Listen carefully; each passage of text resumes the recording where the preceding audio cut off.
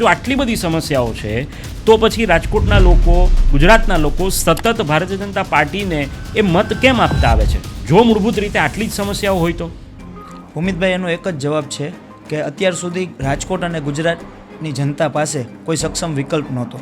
Right. કોંગ્રેસની વાત કરીએ, અત્યાર સુધી ભાજપ અને કોંગ્રેસ બે જ હતા.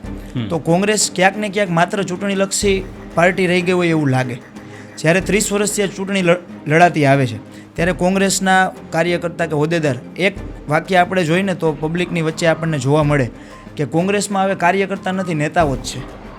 તો એનું એ પણ કારણ હોઈ શકે કે કોંગ્રેસના નેતાઓ માત્ર ચૂંટણી ટાઈમે અને આમ ગ્રાઉન્ડ ઉપર ક્યાંય કોંગ્રેસ જોવા મળતી નથી. સાથોસાથ ચૂંટણી કદાચ જીતી જાય તો પણ તમે જોઈ શકો છો કે રાજ્યસભાના ઇલેક્શન વખતે કોંગ્રેસના ધારાસભ્યો ભાજપમાં ક્રોસ વોટિંગ કરતા હોય છે, ખરીદ પરોત થતું હોય છે. જ્યારે ભાજપને જરૂર પડી, સંખ્યાની ઘટ પડી, ત્યારે કોંગ્રેસે એને અત્યાર સુધી પૂરી પાડી છે.